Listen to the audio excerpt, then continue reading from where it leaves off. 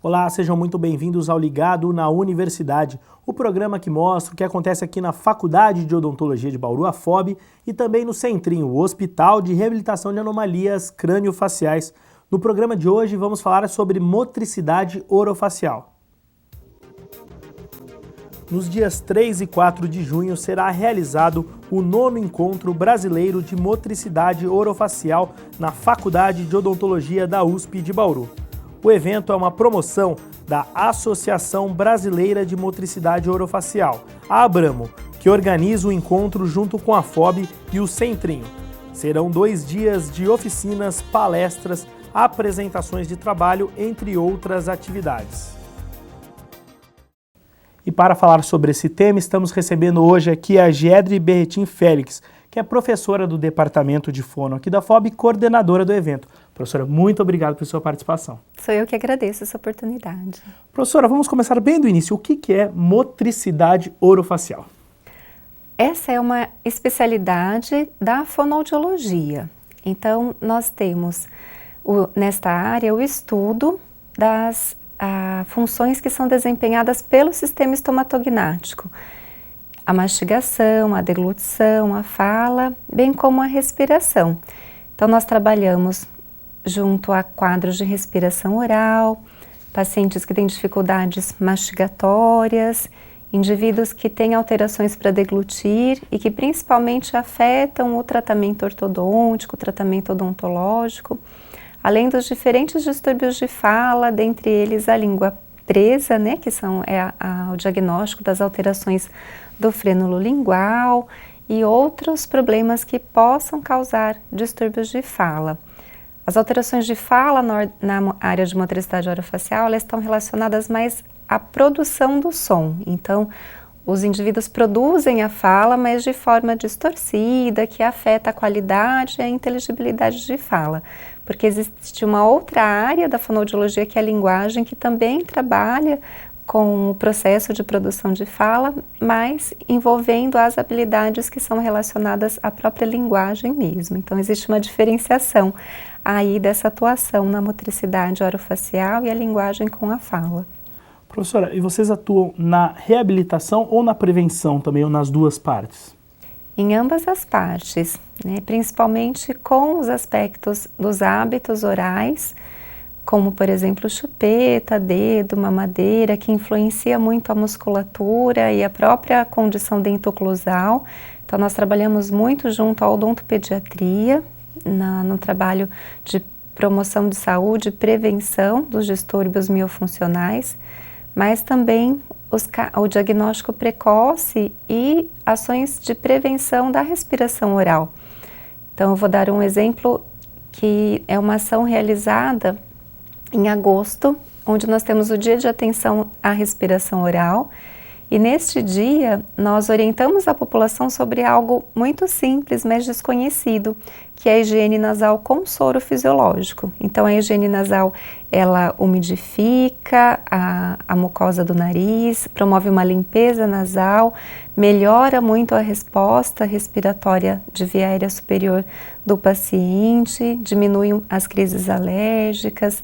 Então, é uma ação de prevenção de problemas, e quando nós fazemos essa ação, a população passa por atividades práticas conosco e fica realmente a certeza de que existe um desconhecimento sobre algo tão simples como a higiene nasal. Professora, alguns casos de cefaleia, dor de cabeça, elas podem ter relação com a motricidade orofacial também? Também podem. Por quê? Porque na cabeça nós temos músculos que estão relacionados com a mastigação, principalmente nessa região que é o músculo temporal anterior. Ele é responsável pela elevação da mandíbula. Então, quando nós mastigamos, nós precisamos abaixar e elevar a mandíbula para que o processo mastigatório ocorra.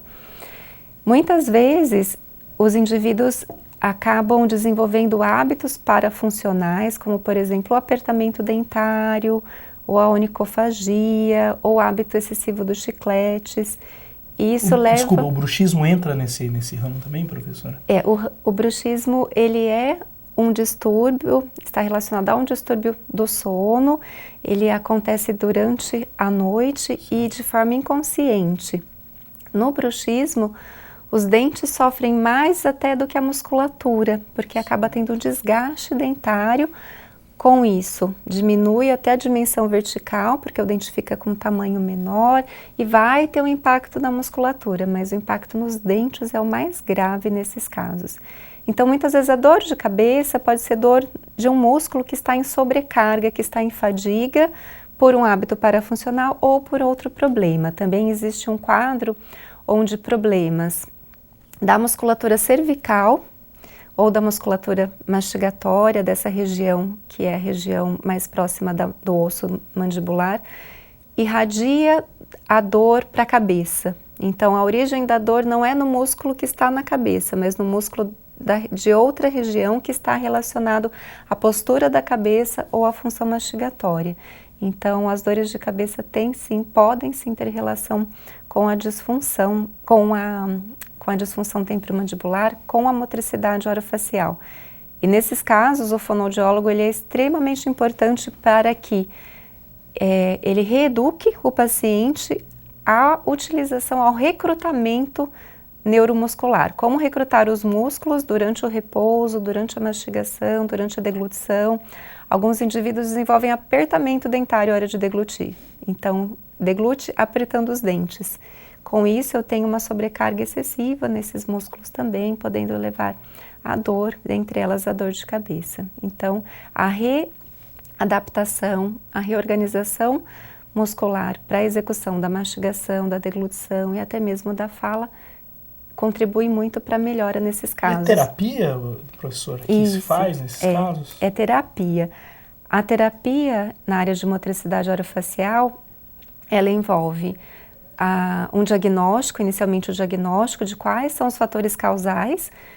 Algumas vezes os fatores causais também podem estar relacionados a outros problemas, então uma má oclusão importante que leva o paciente a mastigar sempre de um único lado, porque ele só tem condições dentárias de mastigar daquele lado. Então eu tenho uma sobrecarga da musculatura mastigatória daquele lado do trabalho e o lado oposto sobrecarregar a articulação, porque nós temos um único osso no corpo que tem duas articulações para se movimentar, que é o osso da mandíbula. Então, tenho duas articulações. É muito complexo o trabalho dessa musculatura. Então, nesses casos, onde existe a mastigação lateral crônica por causa de um problema da oclusão dos dentes, o dentista precisa atuar em conjunto. Então, muitas vezes eu preciso da ajuda do dentista para a correção da oclusão, ou o caso de bruxismo, que é durante a noite, o paciente precisa muitas vezes utilizar uma placa que é confeccionada pelo dentista, ou ele precisa de um diagnóstico dos distúrbios do sono, que é realizado pelo médico otorrinolaringologista. Os respiradores orais vão precisar de avaliação e muitas vezes tratamento da área da otorrinolaringologia também, porque pode ter um problema alérgico ou um desvio de septo, uma alteração ou morfológica, ou alguma alteração da função nasal que precisa do tratamento médico. Mas aprender a usar o nariz para respirar é o fonoaudiólogo quem consegue contemplar esse objetivo, porque o médico ele trata a causa, por exemplo, de uma obstrução nasal, mas muitas vezes, se por muitos anos eu respirei pela boca, o meu cérebro compreende que a boca é o meu órgão respiratório, ele não compreende que o nariz é esse órgão respiratório. Então eu preciso criar uma nova memória. Reeducar praticamente. A gente tem um centro que coordena as nossas funções, ele gera o padrão. Então a gente precisa mudar esse centro gerador de padrão. Ele é como um computador que eu tenho que mudar um programa ali, atualizar o programa para ele poder rodar diferente. Então é mais ou menos nesse sentido. Mas a terapia ela envolve muitas vezes o trabalho com outras áreas, ela envolve a realização de exercícios, porque eu preciso que o paciente consiga, num caso de um respirador oral, ele precisa manter a mandíbula elevada para fechar os lábios, então eu tenho que fortalecer os músculos mastigatórios, fortalecer o músculo orbicular da boca para ele conseguir fechar os lábios e também estratégias para ele aprender a utilizar o nariz para respirar, né? Então, existem exercícios que podem ser utilizados e o treino funcional é muito importante. Ok, professora, já deu para ver que a área é bastante importante. É ampla. Mexe com tudo, então a gente vai fazer um breve intervalo e depois vamos voltar falando mais sobre o evento que visa discutir exatamente essa área.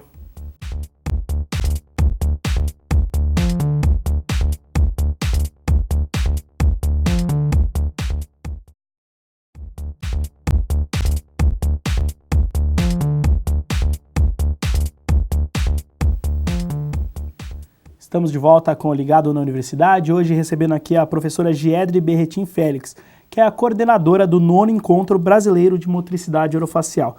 Professora, conta um pouquinho pra gente a história desse evento.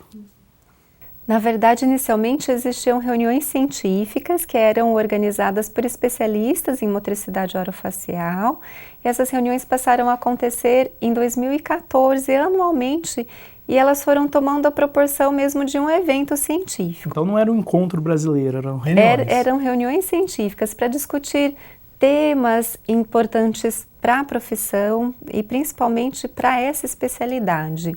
No ano de 2008 surgiu o primeiro encontro, foi realizado o primeiro encontro brasileiro de motricidade orofacial, ele aconteceu em Goiânia, e de lá para cá, todos os anos nós temos o encontro acontecendo em diferentes regiões do país. Então, ora no norte, no nordeste, na região sul, centro-oeste, sudeste, buscando contemplar a proximidade com profissionais das diferentes localidades, tendo em vista, né, a dimensão territorial do nosso país.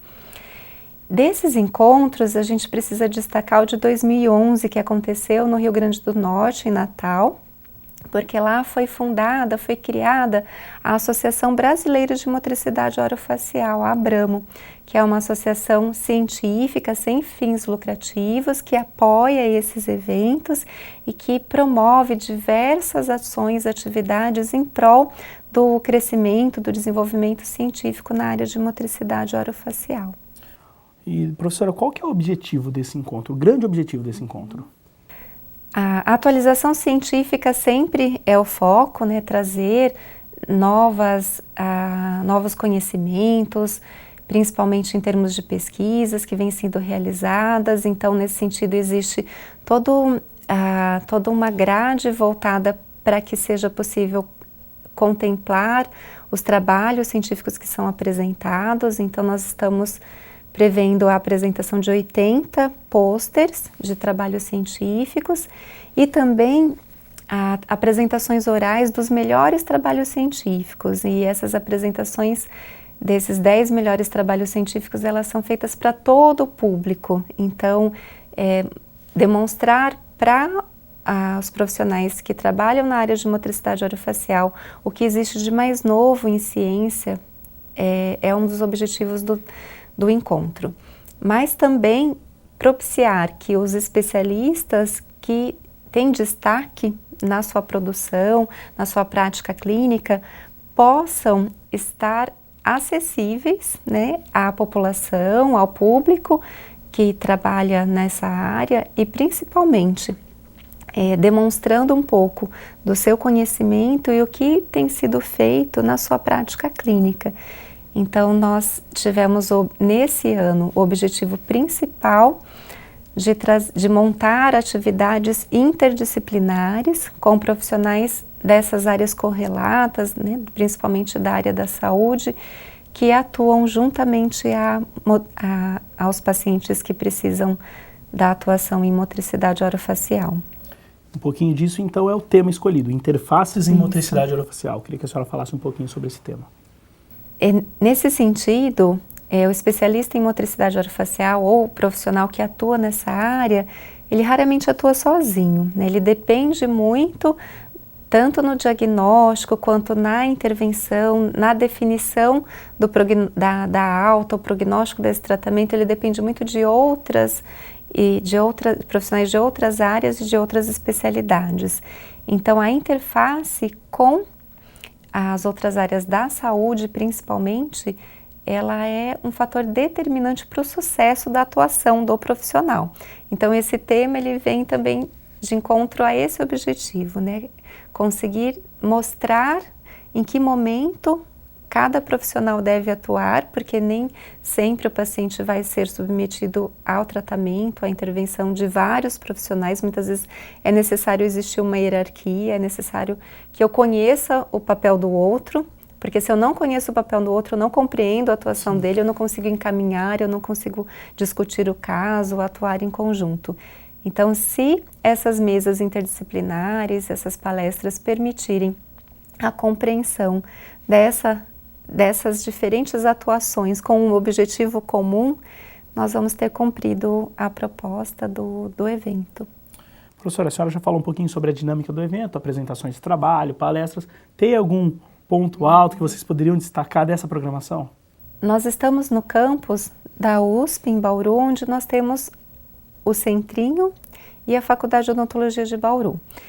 E principalmente para quem é de fora, né, do estado de São Paulo, mesmo do estado de São Paulo, conhecer o hospital é algo muito importante, porque é um hospital extremamente renomado no tratamento das anomalias craniofaciais, onde a motricidade orofacial atua muito, né, porque as anomalias craniofaciais, elas têm o impacto direto no sistema estomatognático, que é a face do paciente e todas as estruturas envolvidas com as funções de fala, mastigação, deglutição e respiração.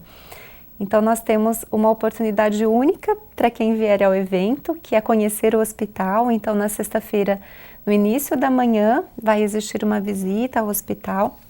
Nós também vamos ter oficinas em alguns laboratórios de pesquisa, tanto da FOB quanto do Centrinho, e pesquisadores de outros centros também trarão parte do seu laboratório para cá, para poder montar, né, oferecer essas oficinas onde os profissionais, os estudantes que tiverem interesse vão conseguir ter conhecimento teórico e prático sobre o uso de procedimentos instrumentais aplicados à área de motricidade orofacial. Como que eu posso utilizar um recurso adicional para aprimorar o meu diagnóstico, o meu tratamento com esses pacientes. Então, acredito que a visita ao Centrinho e essas oficinas, juntamente a essa temática, sim, que é a temática das interfaces, que envolve a interdisciplinaridade, seja um grande diferencial desse evento, né? Que também conta com as palestras, com os trabalhos científicos, as premiações. Ok, professora, vamos fazer mais um breve intervalo. O Ligado na Universidade volta já já discutindo a motricidade orofacial.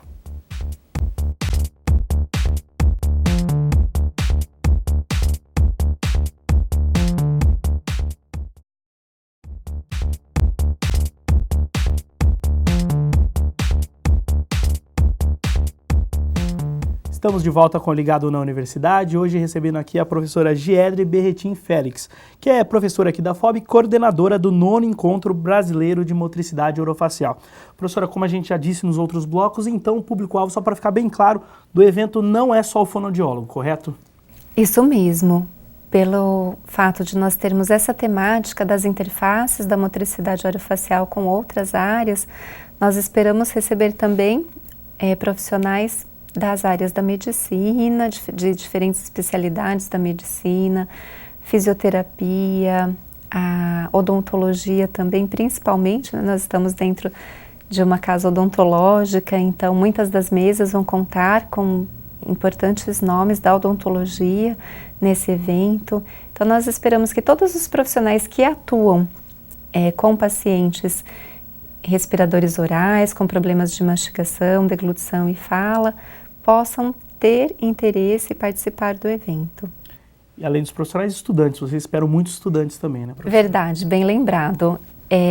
Nós temos aqui, né, o curso de fonoaudiologia, o curso de odontologia, e esse é um evento que contempla ambas as áreas, então os estudantes do campo estão muito motivados e envolvidos com a organização do evento e também com a participação, mas nós também esperamos estudantes de várias universidades de diferentes regiões do nosso país que estão se organizando em grupos, né, com os seus professores para poder estar conosco no final de semana, nos dias 3 e 4 de junho desse ano. Professora, no bloco anterior a senhora terminou falando de premiação. Queria que a senhora falasse um pouquinho sobre como funciona essa premiação. São premiados os 5 melhores trabalhos dentre os trabalhos científicos enviados para o evento. Então, existe uma comissão que avalia esses trabalhos, são professores doutores com formação nessa área de motricidade orofacial. Cada trabalho é avaliado por dois especialistas, doutores. Caso exista discrepância de nota, ainda um terceiro avaliador revê o trabalho para que a gente consiga depois chegar a uma nota final.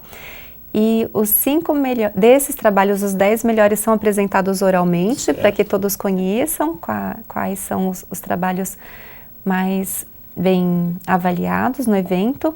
E por fim, os 5 primeiros colocados recebem o prêmio intitulado Prêmio Irene Queiroz Marquesan.